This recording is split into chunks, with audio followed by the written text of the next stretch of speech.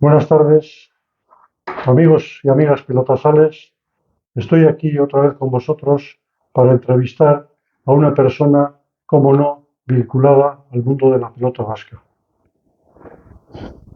Con Tiburcio Arrastoa podríamos hablar horas y horas de pelota seguramente, pero el tiempo apremia porque, hablando de horas, dentro de dos o tres, en Tolosa va a presentar un nuevo libro sobre pelota vasca titulado Euskal Pilota. Pero mientras, aprovecho para charlar con Tiburcio no sobre ese libro, sino en general por su trayectoria vinculada a la pelota. Tiburcio Arratsaldeon, Arratsaldeon. si tuvieras que decirle, presentarte ante alguien, ¿cómo lo harías? Siempre con la pelota como fondo, claro, la pelota vasca. Sí, bueno, como has dicho, bueno, pues toda la vida hemos estado vinculados a la pelota desde pequeños, ¿no? Porque no teníamos prácticamente otro deporte. Empezamos a jugar a la Shoah en la plaza, después, y después en los campeonatos y tal. Y bueno, pues después también creamos la asociación La Shoah del Cárcea y desde entonces, desde hace 40 y pico años, pues estamos en esta asociación, pues tratando de impulsar esta modalidad antigua, ¿no? Pero bueno, siempre vinculado a la pelota en general. En este momento, ¿cómo te ves? ¿Como divulgador, como historiador, como simplemente militante o apóstol, incluso yo diría? Apóstol es una palabra muy fuerte, ¿no? Pero bueno, simplemente, bueno, pues primero aficionado, ¿no? Como hemos dicho. Y luego, pues también, pues me gusta pues investigar un poco y salsear y bueno, pues hemos publicado algo y en fin, como espectador también y como practicante ahora ya no, pero bueno.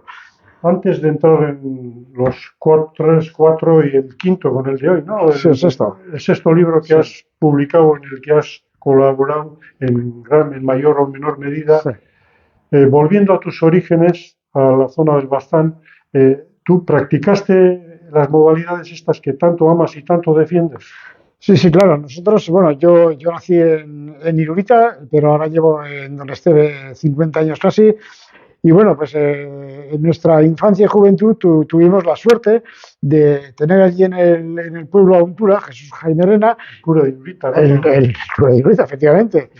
Y él fue el que, bueno, entre otros muchos valores religiosos, morales, sociales, etcétera, pues nos inculcó la afición por la pelota. Y entonces lo que se practicaba, entonces en los años 60, era la Shoah. ¿Cuál es tu primer recuerdo vinculado a la Shoah? En este caso, eres un niño seguramente en la plaza del pueblo. Sí. ¿Qué recuerdos te trae el remontarte a esa época? Sí, eso es. Bueno, y yo recuerdo que él, sobre todo pues en el verano, nos organizaba entre los chavales de 8 o 10 años, campeonatos allí, y allí pasábamos las tardes, sobre todo del verano, ¿no? Y entre semana pues también había partidos de los mayores, entrenamientos y tal, y prácticamente pues pasábamos allí la tarde en la plaza, viendo o practicando. Había afición, había presencia, había, ¿qué te diría yo? Pues una participación más popular. Sí, hay que tener en cuenta de que los primeros campeonatos interpueblos de la SEA precisamente comenzaron entonces, el primero en el año 61. Hasta el año 60 estuvo unos cuantos años desaparecido, prácticamente muerto, y gracias a Jaime Arena, pues bueno, él prácticamente lo resucitó, podríamos decirlo. Y entonces, bueno, pues se interesaron también otros pueblos, bien de Baztán, bien de Malda Herrera, y como digo, en el año 61, de 61 a 64, pues hubo un resurgimiento muy fuerte, muy importante, aunque efímero, ¿no? Pero en aquellos años se jugó mucho a la Shoah. Esa idea que tenemos de la práctica de los juegos directos, en los que había rivalidades entre pueblos, entre valles, apuestas, ese mundo un poco incluso idílico que tenemos o que nos han contado. ¿Tú has conocido eso o es ya otra época la que tú, en la primera toma de contacto? No, bueno, en aquella época, pues efectivamente esa sensación era muy fuerte, pero actualmente también, porque El campeonato de la SEOA que se organiza desde hace 40, este año es la 43 edición, es el único campeonato de interpueblos puro. Es decir, ahí no hay ni fichajes, ni se piden partidas de nacimiento, ni de empadronamiento. Ahí cada uno defiende los colores y el honor de su pueblo, ¿no? Aunque lógicamente después, bueno, pues pueda vivir en otro pueblo, pero él defiende los colores de su pueblo, ¿no? Sí, A una persona que no ha visto jugar a la Shoah, ¿qué importancia? Tengo entendido que el gobierno de Navarra lo ha considerado patrimonio cultural, ¿no? La Shoah, para uno que no tiene ni idea en qué consiste, ¿cómo le explicarías en unas pinceladas y cuál ha sido su presencia histórica, remontándonos a tiempos atrás? Sí, hay que tener en cuenta de que prácticamente hasta el último tercio del siglo XIX fue el deporte rey, porque todavía no habían nacido las demás herramientas, la chistera todavía no había nacido, nació ahí en Pérez en 1859, después la cesta punta y luego posteriormente el remate. Entonces por esa época también se popularizó el frontón de pared izquierda y eso hizo que el juego indirecto contra la pared oblé se impusiera rápidamente y el juego directo pues quedara arrinconado allí en los valles del norte de Navarra, ¿no? ¿Cuál ha sido la presencia de la Shoah, dejando a un lado pues, lo que entendemos ahora, pues al final el último bastión, aparte de esa zona, a nivel de Euskal Herria y Parralde incluso, en la Shoah se practicaba en otras zonas? Sí, sí, hay que tener en cuenta de que hasta esa época prácticamente, bueno, pues sí, prácticamente todos los pueblos tenían su plaza o su espacio dedicado para el juego directo, al arlo. Lo que pasa es que después, por a poco, han ido desapareciendo las plazas. Nosotros actualmente hemos vivido esta triste realidad de que hemos visto desaparecer plazas y lo más triste es que cuando una plaza desaparece de un pueblo, desaparece también el juego en sí, porque si no hay plaza ya no se puede jugar. Has dicho en todos los pueblos, pero en tus investigaciones, en tus... Sí, sí, porque antiguamente, bueno, plaza o espacio por lo menos dedicado al juego de pelota, pues muchos estaban en lo que actualmente pues ocupan las carreteras, por ejemplo. Bueno, eso sin olvidar los pilotasoros, ¿eh? Los terrenos donde los pastores jugaban en el monte, allí se reunían en sus ratos libres para jugar a la pelota, que no tenían otro entretenimiento, ¿no? Y, y lo que pasa es que, ya digo, las plazas también poco a poco han ido desapareciendo. Y has citado, efectivamente, de que en el 2019 el gobierno de Navarra declaró la Shoah bien de interés cultural, BIC, que es la única modalidad de la pelota vasca declarada BIC, y uno de los objetivos nuestros, de lo que queremos, es que este BIC conserve los elementos materiales que hay en torno a la Shoah, entre ellos las plazas. ¿Eh? Fuera de Navarra, en Guipúzcoa también hay constatación de que ha habido plazas, ¿no? Incluso en pueblos que casi ni te hubieras podido imaginar que se jugaba a esa modalidad. En Vizcaya, por ejemplo, o en Álava, ¿hay Sí, constancia de que hubiera plazas o es un fenómeno más bueno, hacia el Bidasoa? no, todavía se conservan plazas, lo que pasa es plazas que han sido después cubiertas, han sido transformadas en frontones de pared izquierda. En Ochandio, por ejemplo, queda en Vizcaya, hay una plaza hermosísima. Lo que pasa es que después le pusieron la pared izquierda en Guipúzcoa hay cantidad, ¿no? Bueno, bastantes, ¿no? E incluso fuera de Euskal Herria se han encontrado en Aragón, incluso en Valencia, guantes de cuero, lo cual quiere decir, bueno, y efectivamente en la prensa valenciana hay alusiones al guante navarro, al guante de cuero que jugaban, lo cual, lo cual quiere decir, bueno, pues que aquí también se conocía, yo no sé, en mayor o menor medida, pero también, ¿no? Pero bueno, principalmente pues en la zona nuestra de... En la zona donde prendió, por así decirlo, se conservó tal vez con más presencia. Sí, bueno, y en Pamplona también hay que tener en cuenta de que las últimas décadas del siglo XIX y a principios del siglo XX, pues todavía en fiestas de San Fermín se jugaban partidos de la Shoah organizados por el ayuntamiento. Iban los pelotaris guipuzcoanos y navarros, a los que se les pagaba además bien, ¿no? Y en Pamplona y la cuenta de Pamplona también. Y has mencionado antes el ble que de repente, o por así decirlo, los pelotaris o un buen número empiezan a jugar contra la pared. El juego de directo se convierte en indirecto. Eso fue algo que en realidad supuso el comienzo del final. Sí. Y el final me refiero en cuanto a presencia importante. Sí, efectivamente, como he dicho hace mucho, el ble se impuso rápidamente, el frontón para izquierda, las nuevas herramientas, las nuevas modalidades y, como digo, por una parte, el guante era más caro y más pesado.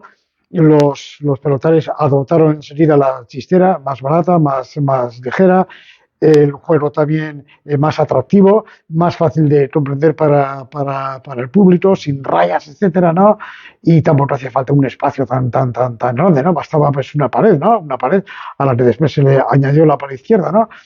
Pero efectivamente, como he dicho, pues desde entonces quedó la Shoah arrinconado en Alduides, en la zona de Baztán, Maldarreta, Bidasoa, Bertizarana y algo en el valle de Ulzama. ¿Ves alguna posible conexión? Porque da la casualidad de cuando el país, por así decirlo, Euskal Herria, empieza a industrializarse, empiezan a hacerse populares los juegos de ble, empiezan las apuestas, vino un cambio. ¿Ves alguna relación cultural, industrial, que supuso tal vez un trasvase de lo rural a lo urbano, y en esa fase las modalidades ancestrales son las que... Sí, posiblemente sí, porque además tenemos en cuenta que entonces nació el profesionalismo, ¿no?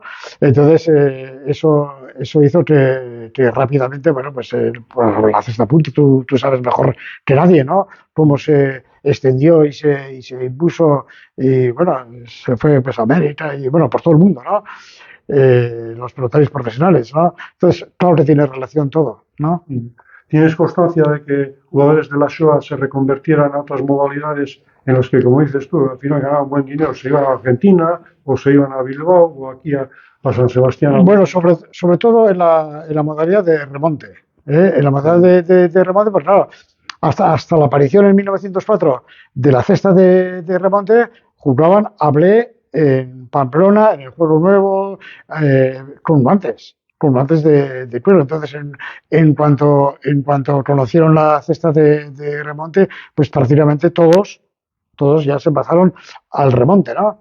Tanto en Pamplona como en Donosti. Y la forma de contabilizar los tantos de juegos a partidos, esa transición, ¿tienes constancia en tus trabajos de cómo fue esa...? Bueno, hay una cosa curiosa ahí porque la pelota vasca tiene 4 modalidades directas, ¿no? La Shoah, el boterucea, la pachata y el rebote. Y todos tienen la característica común que se cuenta no por tantos, 1, 2, 3, etcétera, sino por juegos, ¿no? Pero en todos los juegos de pelota directos que se practican en todo el mundo, por ejemplo en Bélgica, Holanda, Valencia, en la pelota a mano de Canarias, en la picardía allí en el norte de Francia, o en Inglaterra, o en Italia, o en América, todos los países esos, ahí conservan unos juegos directos, a mano todos, a largo, exactamente iguales que nuestro Lasea o que nuestro Moterucea, y lógicamente todos se cuentan por juegos. De todas formas, hasta el año 1929, en el Euskal Jai de Pamplona, jugando a remonte, se contaba por juegos. Entonces, una orden gubernativa, salió una orden gubernativa diciendo que tenían que contar por tantos. La apuesta puede haber influido en el pase de juegos a tantos, digo, porque probablemente sea más fácil apostar a jugar a 45 que a jugar a 13 juegos o a los partidos de ¿Cómo Bueno, lo ves tú? bueno, apuestas ha habido toda la vida, La apuesta con corredores, me Ah, refiero. ya. Entonces, las Los apuestas, motores industriales, quiero decir. sí, claro, tú en el profesionalismo pues El profesionalismo. entró también eso, pero apuestas tiro pues antes pues de botilla, ¿no? Incluso yo he conocido el Shashari, el rayador en los partidos de la Shoah, cantar las apuestas que decía el público, es decir, hacía sin, Hacía sin, de corredor. sin torretaje, claro. Allí Pero terminaría él yo. cantaba, le decía, oye, canta 100 pesetas a favor del saque. Y sí, sí. Bueno, eran cosas curiosas, ¿no? Muy bien. Tiburcio, tenemos 3 libros. Estamos en la sede de Pilota de Mazarra en Donosti y hay una pequeña biblioteca aquí en la que he podido ver que hay 3 libros de los 6 que ha publicado o que ha colaborado Tiburcio.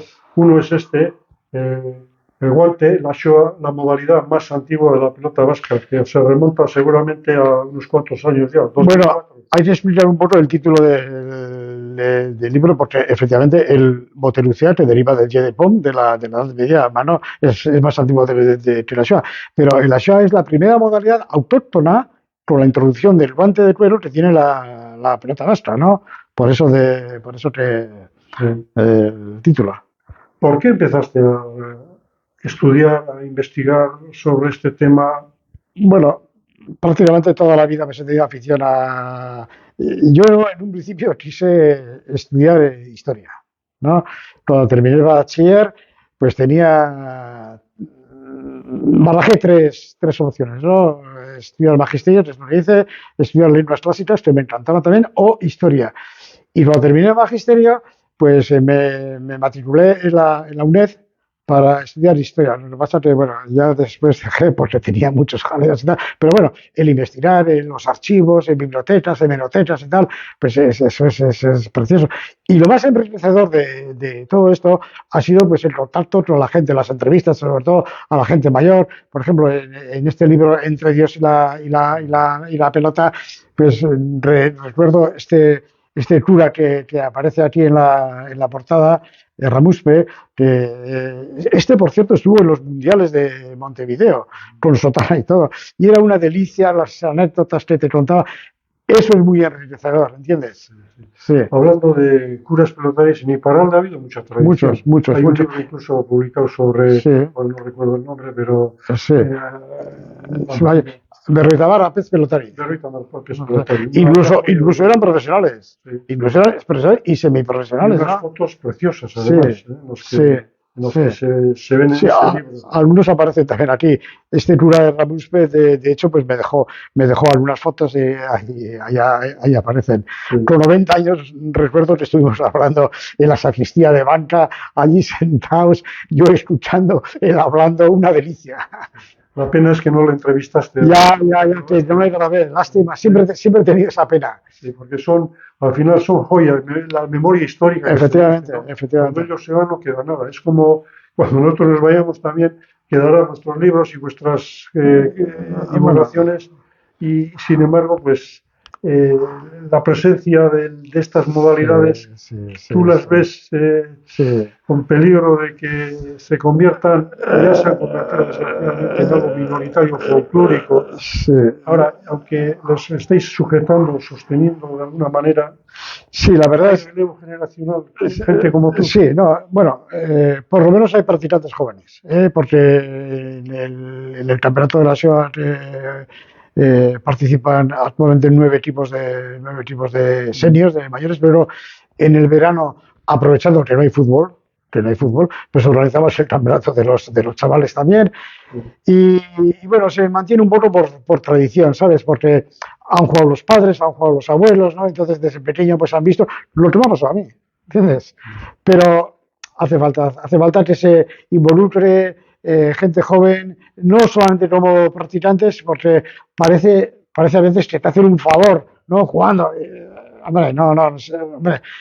Y tienen que valorar de que esto es una tradición que está en nuestras raíces, ¿entiendes? Para conservarlo. Y Sí, al final es un patrimonio. en el ámbito institucional hay sensibilidad. Bueno, ahora con la declaración de BIR tenemos acceso por lo menos a más ayudas de tipo cultural, ¿entiendes? Pero bueno, lo que pasa que, claro, estamos en una situación un poco difícil porque no es una modalidad oficial, no son campeonatos oficiales, pero bueno, en mayor o menor medida, pues la Federación Navarra de Pelota y el Gobierno de Navarra, pues bueno, y los ayuntamientos. Y los ayuntamientos, bueno, pues colaboran un voto de aquí, otro voto de allí, en fin, pues como se pueda. Eh, ¿Qué necesidad ves tú a nivel de país, de Euskal Herria en general, de conservar todo este patrimonio tan enriquecedor, tan rico?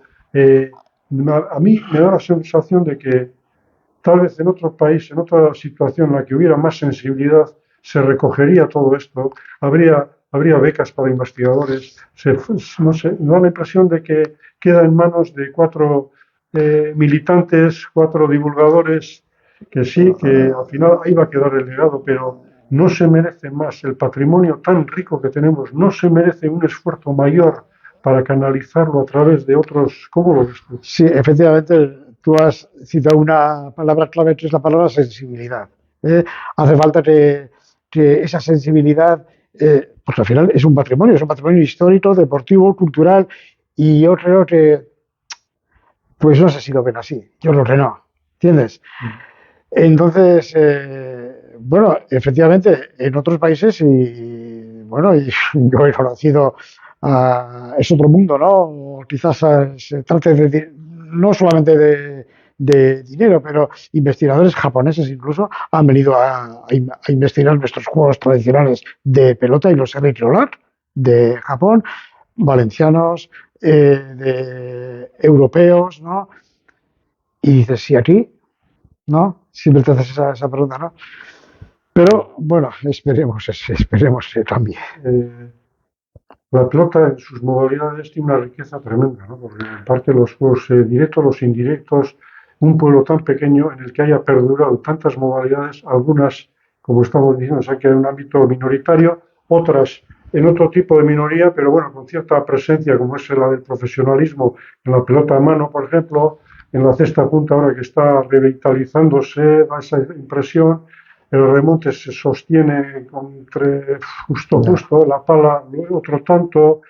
El que haya tanta variedad de modalidades, por esa parte enriquecedora, pero otra parte no ha sido como un obstáculo para impulsarla, crear una marca única.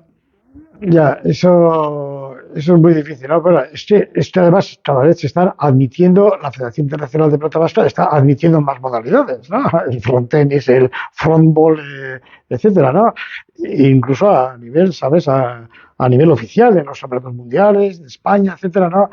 Están metiendo esas especialidades. ¿Cuál es tu opinión? ¿Qué opinas sobre eso? A ver, Si fueras tú el comisionado que decide la política de la pelota, ¿qué medida tomarías? bueno, yo no sé, claro. Por otra parte, tienes que tener en cuenta de que puede haber mucha presión, por ejemplo, para que el frontball sea admitida como especialidad oficial, ¿no? Porque claro, se practica prácticamente en todo el mundo, ¿no? Los negros allí de Estados Unidos, en Nueva York y tal. Y yo creo que un poco lo que pretenden con esa medida es que la pelota llegue a ser olímpica, ¿no? Porque yo recuerdo, mirándola en Meroteca, en 1952, cuando se celebró aquí en Donosti el primer Mundial de Pelota, la prensa decía ya queda muy poco para que la pelota sea olímpica, Mm. con motivo del primer campeonato del mundo. Y ya han pasado, ya ha llovido desde entonces, ¿no?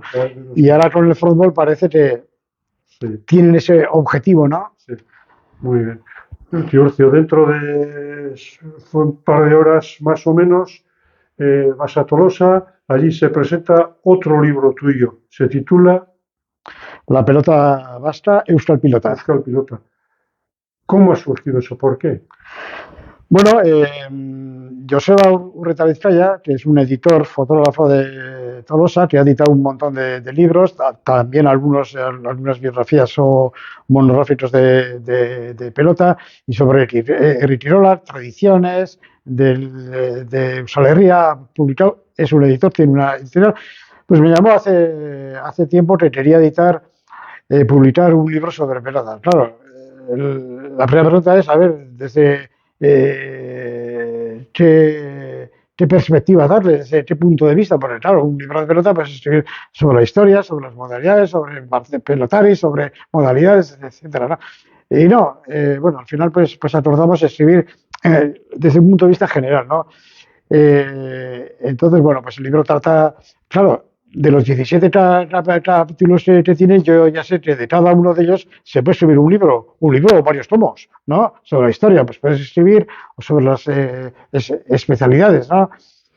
Y bueno, pues así surgió. Entonces, en el libro, bueno, pues se trata de todo un poco, las modalidades directas, indirectas, historia y cada una de las especialidades, pero haciendo sobre todo hincapié, creo, en las herramientas y en los artesanos. Además está muy bien ilustrado gráficamente con sus fotografías que son estupendas, entonces le hemos dado quizás un poco más importante, pues claro, hay algunos artesanos que están en peligro de desaparición, ¿no? Por ejemplo, los guanteros o ¿no? ¿Quedan cualquiera? Uno, Uno queda. uno solo. ¿Dónde? ¿No?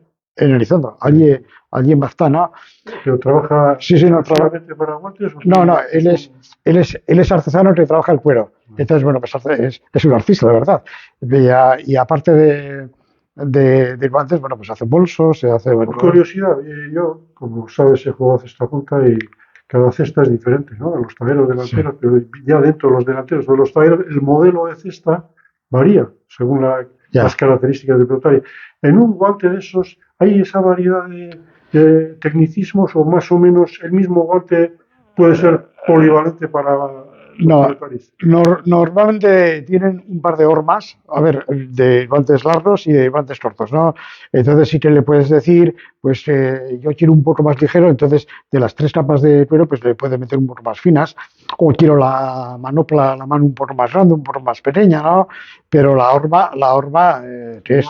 no hay más salida o más curva. No, la horma es como es. Más o menos es la que es. Sí. Y las pelotas igual, todas son parecidas. Bueno, las pelotas nos hace el mismo pelotero, con lo cual son prácticamente iguales.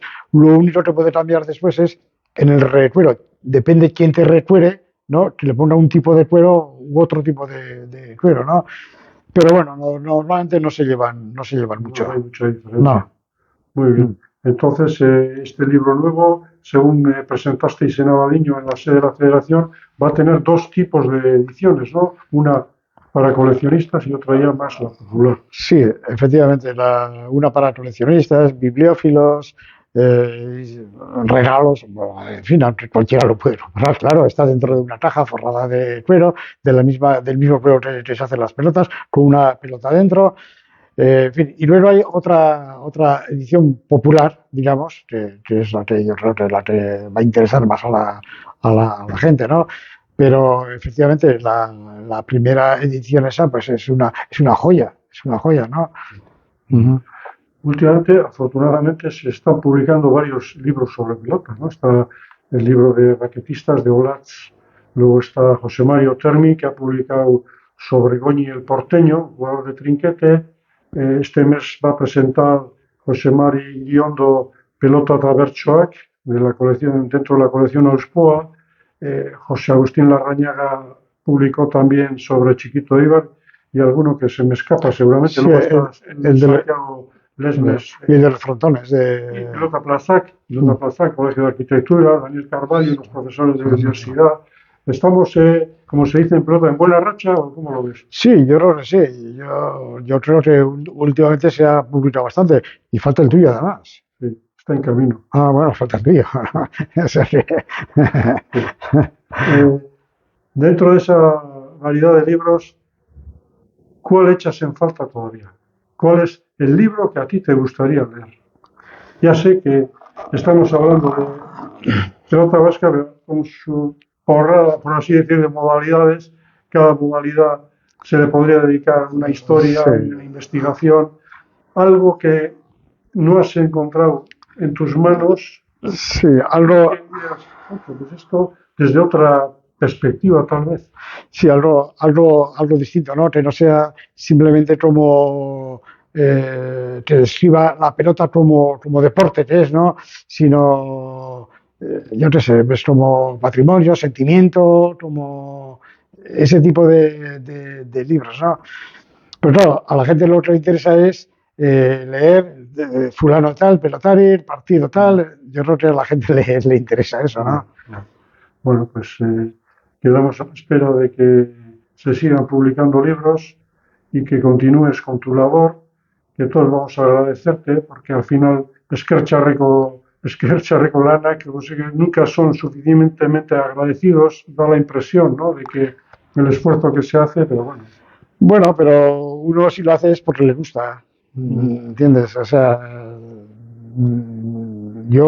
tú como yo, pues disfrutamos mirando, tal, investigando, ¿no? Escribiendo, que da envidia leerte, ¿no? Joder, es que, Bueno, pues Tiburcio, iremos para Tolosa, allí seguiremos con la presentación del libro, que tenga buena acogida, que al final eso es lo que interesa, ¿no? Que también el público se interese, se divulgue y que se conozca más sobre nuestras actividades en diferentes ámbitos.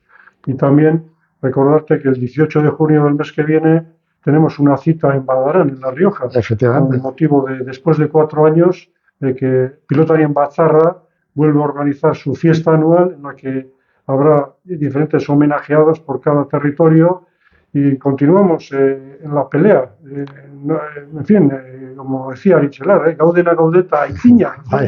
Estamos los que estamos y tenemos que tirar para adelante. Bueno, eskerrik asko, Tiburcio, eta plazerra izan da zurekin hitz egitea. Mira,